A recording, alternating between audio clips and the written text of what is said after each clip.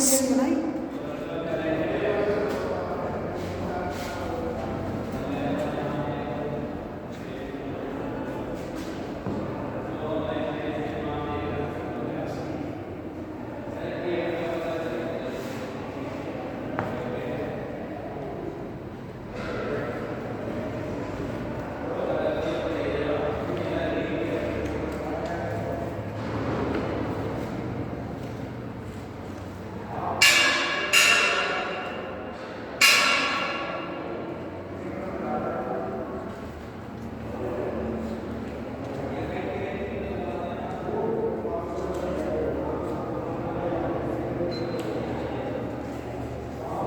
Good morning student, how are you.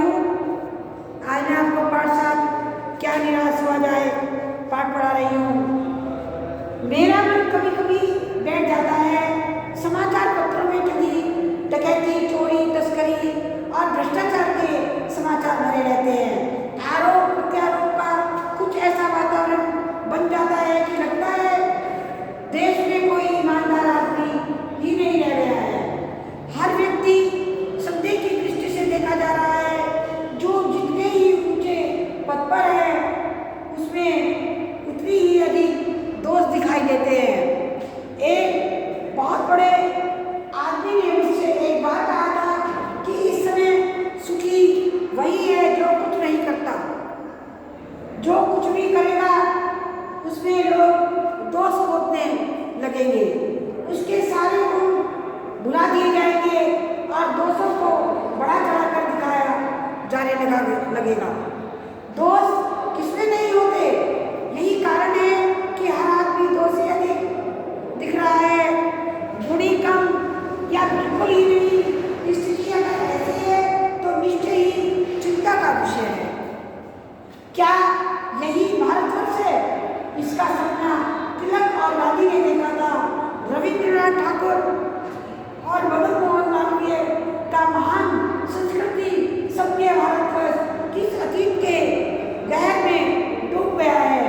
आर्य और द्रविड़, हिंदू और मुसलमान, यूरोपीय भारतीय आदर्शों की मिलन भूमि मानव महासमुद्र क्या सूख गया है? मेरा मन कहता है ऐसा नहीं हो सकता। हमारे महान मनुष्यों के सपनों का भारत है और रहेगा। यही सही है कि इन दिनों कुछ ऐसा माहौल बना है कि ईमानदारी से मेहनत करके जीविका चलाने वाला निरीह और भोले भाले श्रमजीवी पिस रहे हैं। वे श्रम की चक्की में पिसते जा रहे हैं और झूठ तथा फरेब का रोजगार करने वाला फल फूल रहा है। ईमानदारी को मूर्खता का पर्याय समझा जाने लगा है। सच्चाई केवल भीरू और बेबस लोगों के हिस्से पड़ी है। ऐसी स्थिति में जीवन के महान मूल्यों के बारे में लोगों की आस्था ही हिलने लगी है।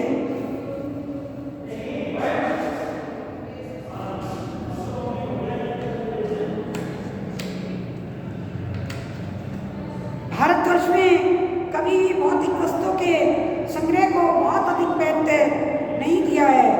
उनकी दृष्टि से मनुष्य के भीतर जो महान आंतरिक गुण स्थिर भाव से बैठा हुआ है वही चरम और परम है।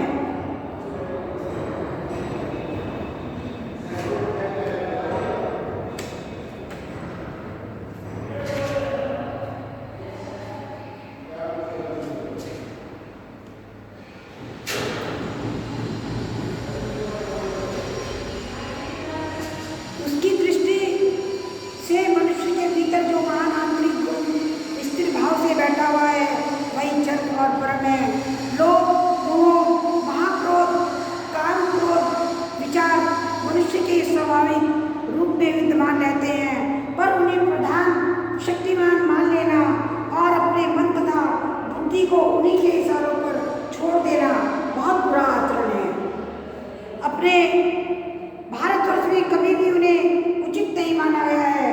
उन्हें सदा संयम के बंधन में बांधकर रखने का प्रयत्न किया है।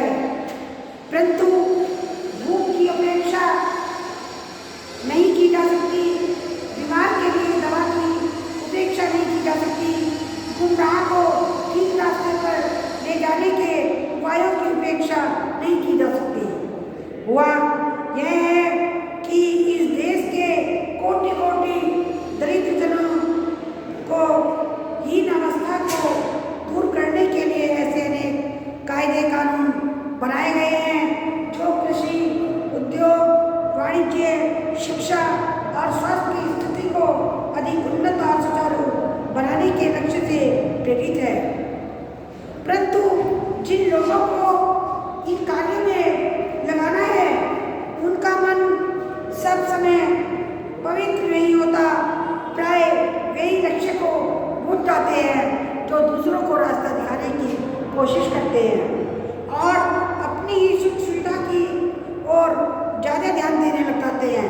जब उनके पास पैसा आ जाता है वो अपनी सुख सुविधा को ध्यान में रखते हैं और जिनके लिए कार्य करते हैं उनको भूल जाते हैं। भारतवर्ष सदा कानून को धर्म के रूप में देखता आ रहा है। आज एकाएक कानून और धर्म में अंतर कर दिया गया है। धर्म को धोखा नहीं दिया जा सकता, कानून को दिया जा सकता है, क्योंकि कानून अंधा होता है, उसके आंखों पर पट्टी बंधी होती है। यही कारण है कि जो लोग धर्म भीरू हैं वे कानून की गलतियों से लाभ उठाने में संकोच नहीं करते। इस बात के पर्याप्त प्रमाण खोजे जा सकते हैं कि समाज के ऊपरी वर्ग में चाहे जो भी होता जा रहा है, भीतर भीतर भारतवर्ष अब भी यह अनुभव कर रहा है कि धर्म कानून में बड़ी चीज है।